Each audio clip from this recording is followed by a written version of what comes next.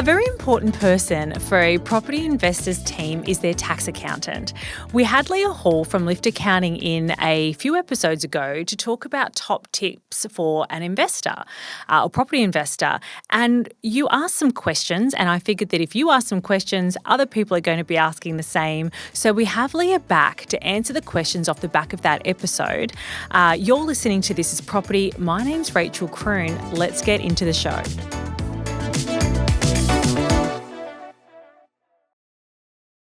Welcome back to the show, Leah. Thank you. Thanks for having me. Yeah, so today we've got some questions from our listeners off the back of what we were talking about a few weeks ago. So the first one is from Matula, and she asks, your thoughts on using the dollars available in your investment property loan redraw to purchase ETFs and other investments, please. Leah, what are your thoughts on that? So it's possible, and I think that, we can maybe ponder this one a little bit together because from the tax department's perspective, if I just really have tax goggles on, is that it's tax deductible because, the interest on the loan will still be tax deductible because you're still investing in an income-producing asset. Yeah. Where it will create a little bit more complexity for your accountant would be they'd need to apportion the interest between those two investments just to report it on the right place on your tax return. The end result's the same. So I'd challenge that maybe it would be sensible to chat with a broker and refinance that section out so it's a split loan as a possibility. So your total lending doesn't increase, that you just have these two very distinct loans. Yeah, so your suggestion would be if you're going to take it out against your investment property, even though that's already investment purpose, create a different split to be for the ETFs. Yeah, so it's clear. Yeah. It does, if you make your accountant's job easier, it's going to save you money as a rule as well. But also as the investor, it gives you real clarity. What did I invest into those ETFs? Are they doing okay? Well, how's that performing versus how's my investment property performing? And what are your thoughts on using borrowing to invest in ETFs? Well, it's risky, right? Yeah. Yeah, it is risky. And I say that only because generally your ETFs are bouncing around in value a lot more than a property bounces around.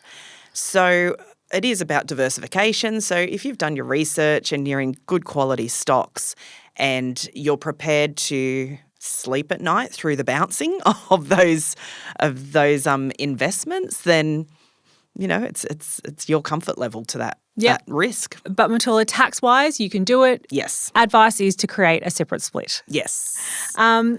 Jack asks, PPOR, so Principal Place of Residence 6 years rule, so we're talking about CGT, besides the obvious, move back within 6 years, what documentation do owners need to keep in preparation before the sale?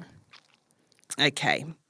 Do you want me to provide a quick summary around the 6-year rule maybe for those who don't know about it? For those who haven't listened before, let's go back. So the CGT, capital gains tax, what is the 6-year rule? Yeah, so it is in place for people who have purchased a property. They must have lived in that property initially, and then they move out for whatever reason, but they don't get another PPR. Okay, so they move out and they rent or they live with their new partner or they go back to their parents' house or they move overseas or whatever it is they do. Yeah. So then they can have that particular property free from capital gains tax for a maximum of 6 years after the date they moved out.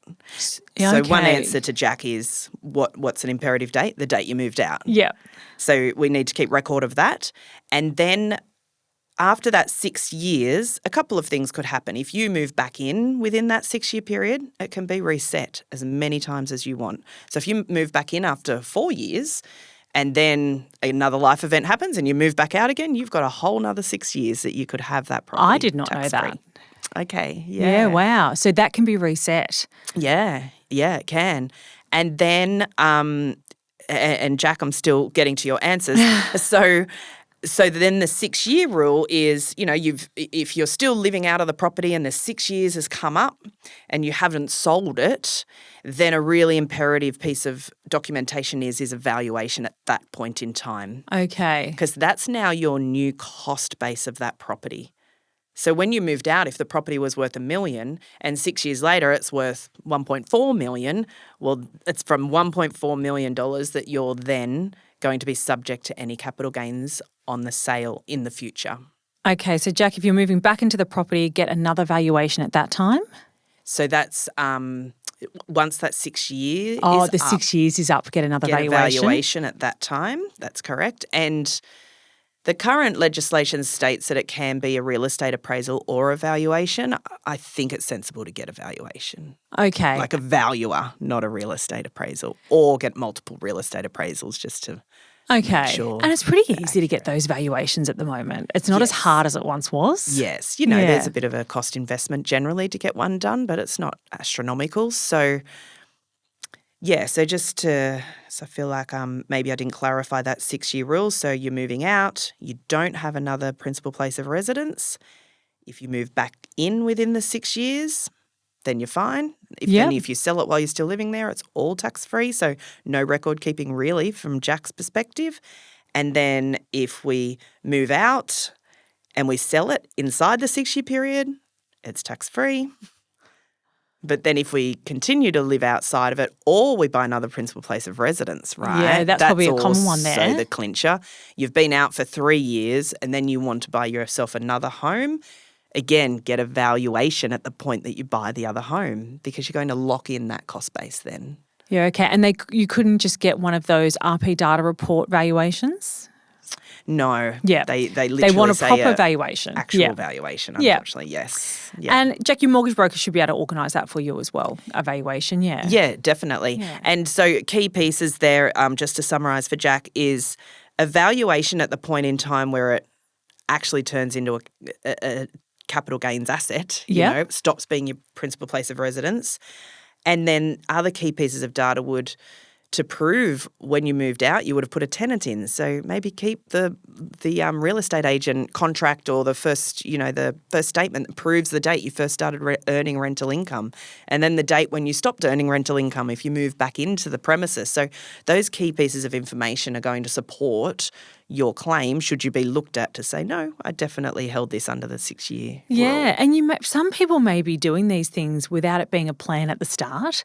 It might be, I'm moving in and out of this property, moving in with my partner, moving back in and not keeping those documentation. But I guess even if you don't know that it's definitely going to be something you need, maybe keeping those valuations and dates just in a folder, lock it away, might be a good idea. Yeah, definitely. Because it can get a bit complex, right? It's a little bit different for everyone. So if you've got that information there, it just helps us put a scenario together that's going to work best for that taxpayer. Record keeping. Yeah, the joys. Dan says, many moons ago, I travelled to interstate for investment properties. They used to be claimable. Now they are not. If I make the interstate trip to complete repairs on an investment property to save on trades, can I claim accommodation, food, rent of truck, equipment, tools, or only the items, components involved in the actual repair itself, e.g. screws, timber, glue, etc.? Thank you and loving your input on the presence on the potty. Sorry, John. Thanks, Dan. Yeah, you've got a fan there. That's great. So the general gist of that question is he's got the answer right. It's the physical repairs that you're putting in place into that property, and it's a bit of a bugbear, but the travel, definitely no. Doesn't matter if you're doing the repairs, definitely no to the accommodation and food. And rental of truck, I guess that's maybe... I sort of thought, why are we renting a truck? If we're renting the truck to drive to the premises, no.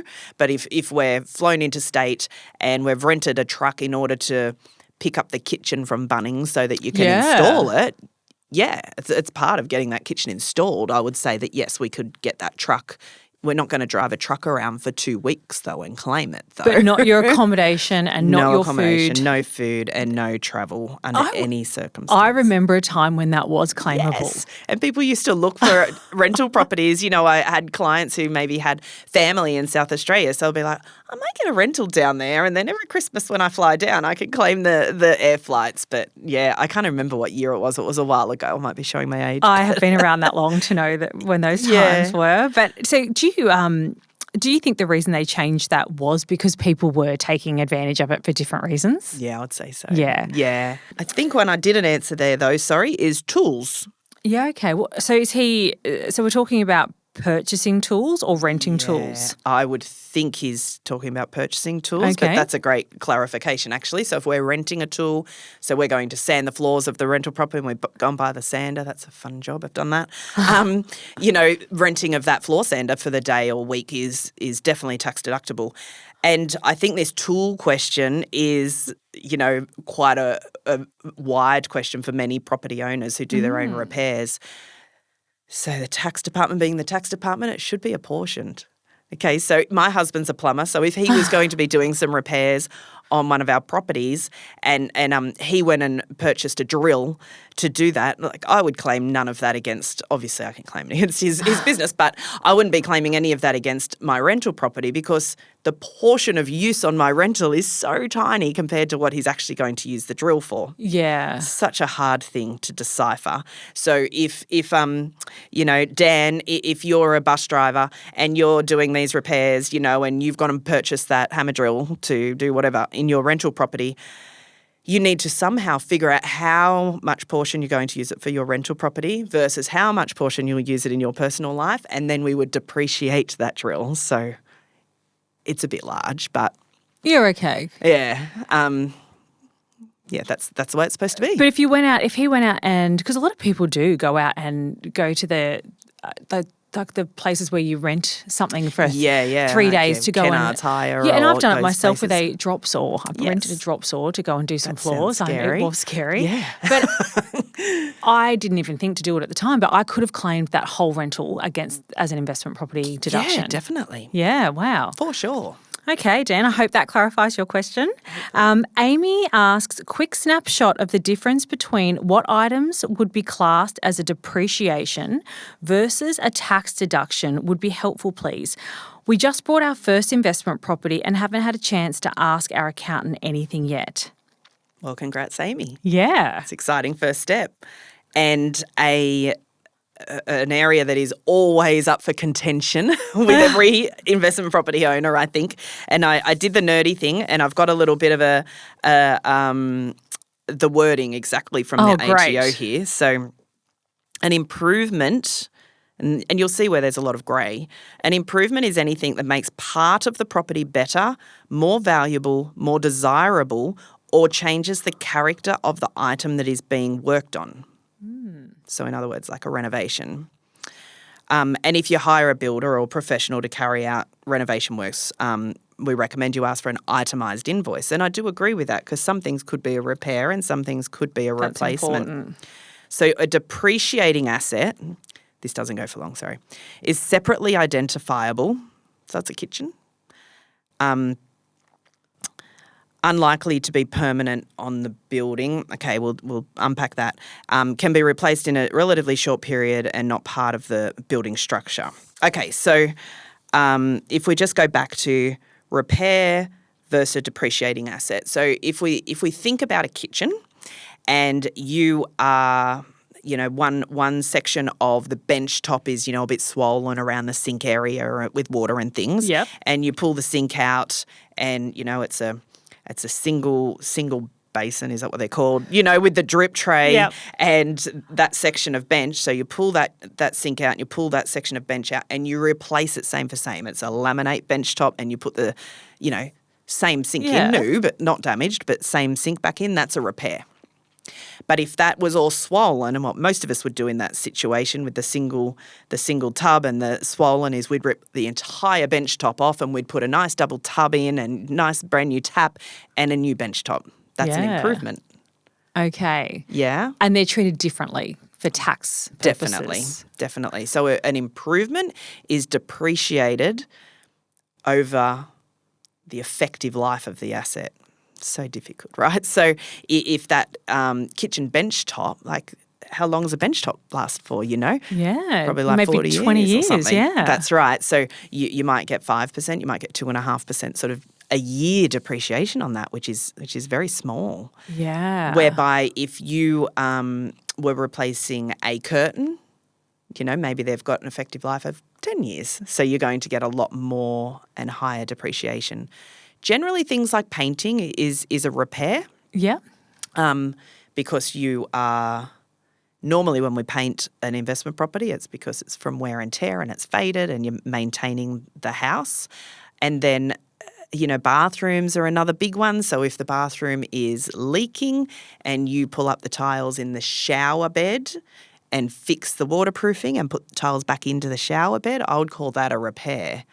Okay. But if you rip the entire bathroom out and put a new in-wall system toilet and the nice vanity and a whole new shower, that's an improvement. So if it's a repair, we're claiming that whole thing that year? Oh, yes, that's correct. Yeah, and that's a lot. Expense. That's a lot of difference in your tax return. If you let's say you were spending, I don't know, let's say use that tile as an example. Let's say it was going to be $10,000 to repair those tiles or $15,000 to maybe improve the whole bathroom.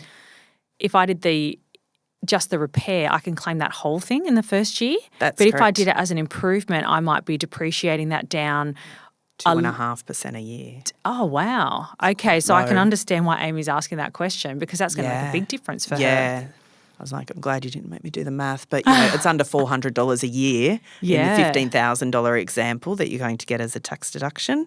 In the first year, $10,000 tax deduction is, if we use average tax scales, maybe, $3,200 physical cash refund. And that's why you're stating to get an itemised invoice from a builder so your accountant can actually decipher what's a repair and what's an improvement. Yeah, as best as we can. We will do that. Yeah. Yeah, okay, thank you for that. Well, we might take a break there and then come back and talk about a question that was asked that has already caused a little bit of confusion. So I thought it would be best to have the professional come in and answer it herself. This is Property is brought to you by Sphere Home Loans. Sphere Home Loans is a mortgage broker that helps our listeners all around Australia. So, if you want to get into your first home sooner, looking at upgrading, an additional property, or want your current mortgage reviewed, just search Sphere Home Loans or click the link in the show notes, and their dedicated brokers will be able to help you wherever you are. If you are, however, after personal financial advice, don't get it from a podcast. If you would like help based on your own personal situation, head over to moneypodcast.com.au, click Get Help, and we'd be happy to introduce you to one of our trusted professionals. That's moneypodcast.com.au and click Get Help. We are back. And I have a question that caused a little bit of confusion a few weeks back. And so I thought we'd ask it again while we had the expert in the office. The question was from Steph and was asked, Rach, this one's for you. A lot of people chat about debt recycling, but don't cover off on what happens if you need to sell the property to upsize. So I know you aren't a financial advisor, but from a mortgage broker perspective, could you provide guidance on whether you can transfer all of these split loans to your new PPOR when you move homes, or do you need to basically start your debt recycling strategy from scratch if you sell the home? So the question is, and a lot of people do this, you've got your own home and then you might have an investment portfolio, but there's a split for the investment portion against your own home. And there might be a split that somebody has for shares against their own home. And the question that's being asked is, when you sell your own home and upsize, because you're closing those loans off technically and then reopening them against a new home, are they still classified as tax deductible? Now, I've always been under the impression that as long as there was a purpose outlined, you could, but there was some different of opinions coming in saying, well, because the loan's closing, that's actually no longer tax deductible. The purpose is for a purchase. So can you please give me your answer, Leah? Because I know that you double-checked yourself when I asked again. Yes, yeah, that's right. Rach and I had a conversation about this, then she sort of came back and was like, I received conflicting advice. So I did a double check with the powers of knowledge above me just to make sure that we're on the right track giving the listeners and Steph Amazing. this answer. Yes. So you're right. You made context to it. The tax department sees that they want to see what the purpose. Just like you use the word purpose, I know for when you're telling the bank why we're lending this money, but the tax department sees the same thing. So if they came to audit, they would actually want to see the money was drawn from the loan and it was paid to buy the investment property. It was paid to buy that parcel of shares. And then they can even track the entire life of that loan and make sure that there's no additional redraws for anything other than maybe to maintain the property. But, you redraw to go on a holiday, then there's going to be an apportionment of the interest. So it all comes down to what is the purpose of the loan. Yeah. And by refinancing that loan and having a new loan number or a new security underneath it still does not change the purpose of the loan. So the answer, Steph, is yes, it's fine. So as long as the loan itself doesn't increase in value, we could allow, the loan application fees in there as an increase. But as long as if it was $100,000, then it's still $100,000 with the new lender. It doesn't matter if the underlying asset that's securing it changes, and it doesn't matter if the lender changes over the term of that loan. Yeah, okay. So just keeping your documentation of what the loan was, what its purpose was for, and then not changing the amount as you move it. Yes, which correct. people might be inclined to do if they were moving it, thinking that wouldn't be caught up. So none of the increases of your loan for your new house can go anywhere near that split. No, that's right. So if we've got 3 loans, loan 1 is PPR, loan 2 is investment, and loan 3 is shares, let's say, then the increase in loan, keep it to the loan 1 to your PPR and keep your number 2 and 3 nice and clean the whole way through with any life changes that they occur. Yeah, and I think that's I think it's really important because there can be interpretation differences in some of those rulings, and I think sometimes if something doesn't sit right, or you think, well, that does make sense, because to me it makes sense that it was for shares. It makes sense that it should still be tax deductible. Yeah. So I think if something doesn't make sense to you, it is worth asking more questions and drilling down a little bit more, because things should make sense. Not always in the tax law. But yes, I agree. If you're getting an answer and it just doesn't sit right, and this is left field, but I met with a client yesterday who had an answer from his business partner's accountant. That's wrong, but again, double checked myself because we're all professionals and we all do our best to give the right advice. But sometimes, and we're all human. I get things wrong. We all get things wrong. Yeah, that's right. So don't feel shy to ask again or ask for extra clarity. But the making sense in the tax law can sometimes challenge me. But I agree with that thought. Amazing. So Jamie asks, I heard episode 722 and I did not know I needed a depreciation schedule if my home was not new. I've had my tax done a few times and my accountant did not ask for it. Is it too late to get one now? Can I backdate and change my returns? Okay. Yeah, so I'll focus in on a key little word there is need. Like you definitely don't need one. It's just whether you decide to get a depreciation schedule. I'll have these conversations with clients and they'll choose not to, and that's fine. So, we'll maximise your deductions, so it can be a smart cash flow decision to get a depreciation schedule. Can you backdate your tax returns? Yes, you can. The schedule will be written from the date you started renting the property. It's one of the questions they'll ask you for. So the laws around backdating tax returns with the tax department is 2 years from the date of lodgement. Okay, so you might have 1 or 2 in there. Yes. And it might be worth it and it might not be. Yeah, well, I pulled my figures through from episode 722 just as a bit of a reminder. So if we had a 30-year-old property, building depreciation might be around $2,000 a year.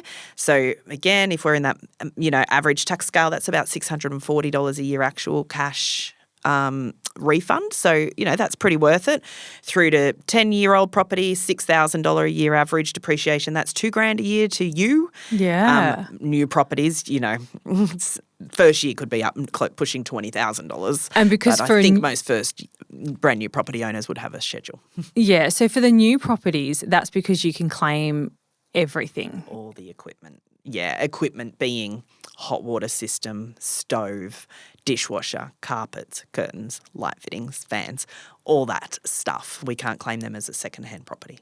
Even if it had just been lived in for 6 months. Yeah, unfortunately.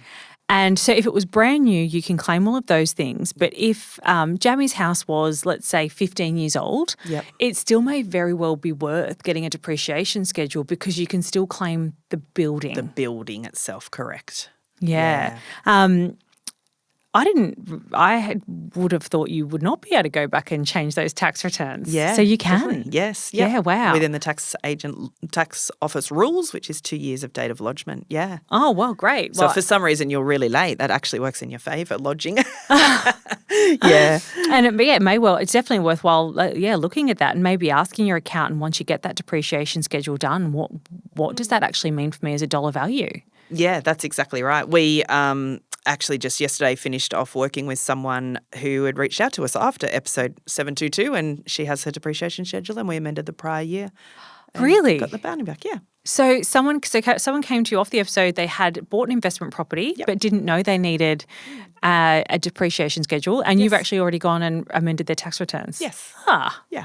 So good. So obviously there's more than a few people that may not have got a tax depreciation schedule. Oh, yeah. Jamie, you're not out of the ordinary by any means. Yeah, see, not at all. Sometimes it's hard when you do these things every day and you make the assumption that, people get an investment property and they know to get a depreciation schedule. But it is little things that you go, I just always assume the accountant says, get a depreciation schedule.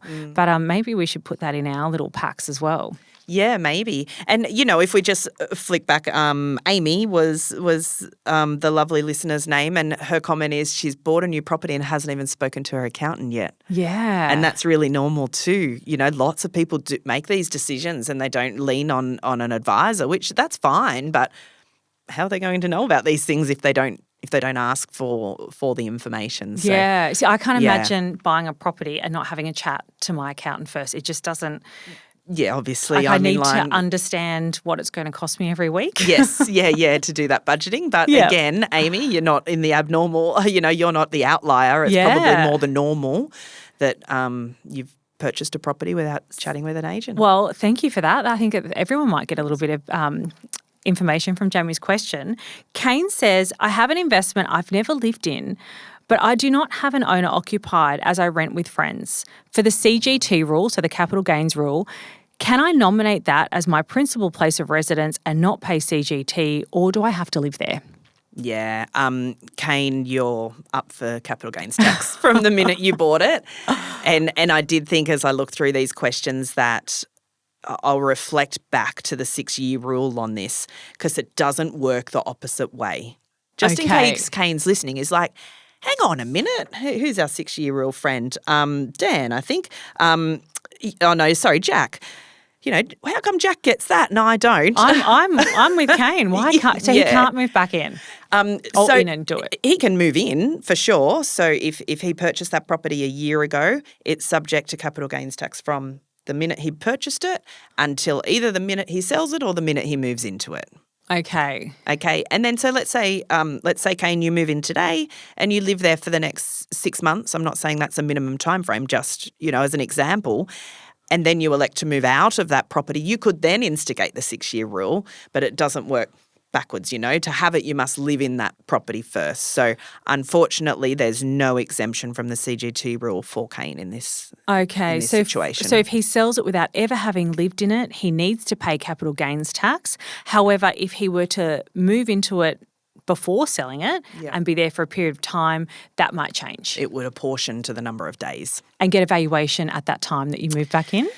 No, that works differently. Okay. See, the ATO make it so simple, this is why we need to unpack this. So when you own the property and then you move into it, they work on the number of days rule. So if you've owned it for 500 days and then you live in it for 50 days, then your, 1/11 of the profit will be tax-free and 10/11ths will be subject to tax. So if Kane thought, and some people are thinking this at the moment, if Kane thought, we're going to have a massive property hike, I'm going to move in before I sell that property, it may not give the benefit that he thinks because we don't use the market it doesn't go there. Rule. Yeah, that's really interesting to know. It's on how many days. Yeah. Oh, thank you for clarifying that. That's okay.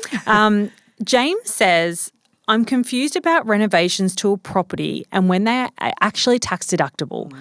If I buy a property now and renovate it, before leasing it out, are they tax deductible? Someone told me I needed to have the property available to rent first, so I actually need to advertise it and then do the renos. Also, if I spent $40,000 on carpet, blinds and a new deck and paint, is that claimable straight away or only over time? Like real money, how much do I get back? Big one, James. That is a lot. That's a lot, Yes. James. But so many common questions in there, Yeah. and so much common distaste from a client when you see them after the fact. They're like, "What? I can't claim any of this $40,000."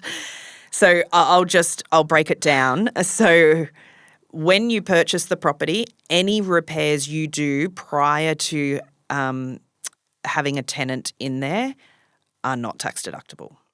Really? And the holding costs as well, being interest rates, things like that. So if you spend 10 months renovating, you're not claiming anything immediately in your tax return. So what all of those costs do is increase the cost base of your property.